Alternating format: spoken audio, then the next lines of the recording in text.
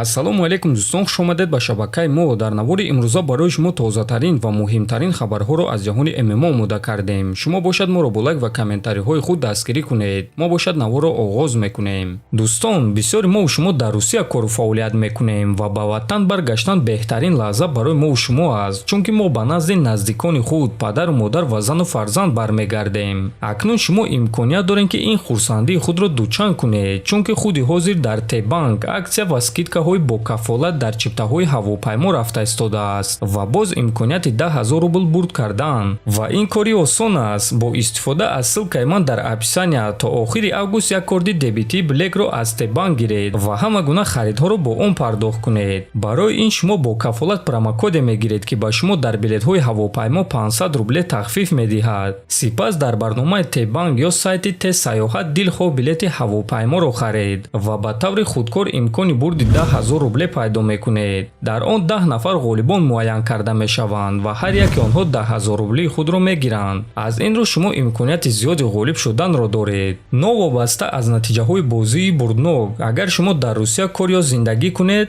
дархости корди дебитии блек аз Т-банк муфид аст. Т-банк номи нави Тинькофф банк аст ки аллакай садҳо шаҳрвандони Қирғизистон, Узбекистон ва Тоҷикистон ба он эътимод доранд. бо истифода аз ин корд онҳо ҳар рӯз танҳо тавассути рақами телефон ба наздиконашон бе комиссия интиқол медиҳанд ва бонкро бо забони модариашон истифода мебаранд. бо харидани билетҳо тавассути Т-банк ва хадамоти Т-саёҳат шумо метавонед парвозҳои арзон ва зудро пайдо кунед ва билетҳо ҳамеша дар барномаи бонк дастрасанд. ба ссилка дар описания буда гузаред, корди дебитии блекро аз Т-банк дархост кунед то ки ба билети ҳавопаймо тахфиф гиред ва имкони бурди 10,000 рублеро пайдо кунед. чемпиони вазни 61 кг UFC Шон Омэлли оиди муҳорибаи рейтингии вазни худ ки байни Умар Нурмагомедов ва Кори Сенхаген мегузарад фикрҳояшро баён кард. ма ин муҳорибаро бо шавқ тамошо мекунам агар ки ӯ баргузор гардад. ҳама медонанд ки Умар бо ҳар гуна баҳона аз муҳориба даст кашида метавонад ва ин дафъа агар муҳориба баргузор гардад, ман сахт ҳайрон мешам. боз маро ҳайрон он мекунад ки бисёри мутахассисон ба ғалабаи кори боварӣ надоранд. шахсан ман ӯро яке аз ҷангуарони боистеъдод дар тамоми UFC мешуморам. ман ҳайрон намешам агар ки Кори Нурмагомедовро шикаст диҳад. ва бале, ман ба ғалабаи Кори Сенхаген боварӣ дорам. Умар дар ҳақиқат ҷангуари хуб аст, лекин гап дар он аст ки Кори зуртар аст, гуфтааст Омэлли. хотиррасон мекунем ки муҳориба байни Умар Нурмагомедов ва Кори Сенхаген аллакай рӯзи 3 август дар турнири UFC Fight Night дар Абу-Даби баргузор мегардад ва муҳорибаи асосии турнир хоҳад шуд. чемпиони вазни нимёнаи UFC Леон Эдвардс дар эълони довталаб Билол Муҳаммад оиди тамрин бо Ҳабиб Нурмагомедов ҷавоб дод.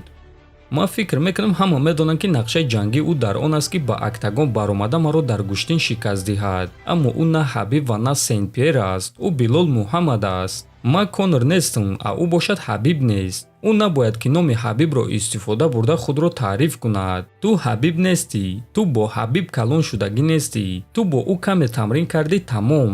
дар вақташ ман ҳам бо Ҳабиб тамрин карда будам.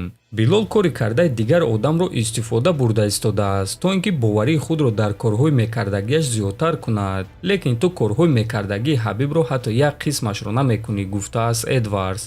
дӯстон, бояд гуфт ки байни Леон Эдвардс ва Билол Муҳаммад дар ҳақиқат бадбиниро дида мешавад ва акнун онҳо имконият доранд ки шаби 27 ба 28 июл дар турнири UFC 304 ҳамаи корро дар октагон ҳал кунанд. худи шумо дӯстон ба ғалабаи кадоме аз онҳо боварӣ доред? метавонед фикрҳои худро нависед. ҳамчунин бояд гуфт ки дар ин турнир ду ҷангуари вазни 57 кг Муҳаммад Мукаев ва Манел Капе меҷанганд ки онҳо душмании сахт доранд ва аллакай 2 маротиба пеш аз муҳориба занозанӣ карданд. яке аз ин занозании онҳо имрӯз рух дод ва баъди ин кори рухдода Манел Капе чунин суханҳо навишт: ту чӣ гуна мусалмонӣ? ту ба ман салом додӣ, хоҳиш кардӣ ки акс гирем ва баъд хостӣ ки маро ногаҳонӣ занӣ.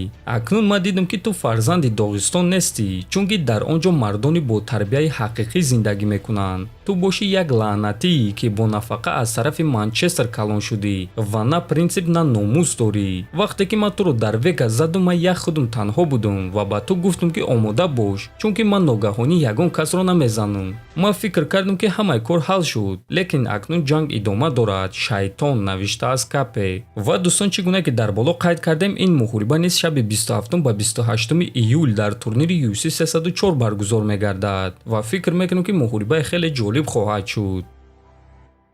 варзигари тоҷик ҷангори вазни ним сабуки UFC Мухаммад Наимов аллакай дар Амрико қарор дорад ва аллакай тамринҳои худро оғоз кардааст. дӯсти ӯ ҷангори машҳури UFC Ҷастин Гэтжи дар саҳифаи инстаграми худ ана ҳамин акси тамринҳои якҷояшонро нашр кард ва чӣ гуна ки дар ин акс мебинем Мухаммад Наимов, Ҷастин Гэтжи, Заурбек Сидаков якҷоя тамрин гузаронидаанд.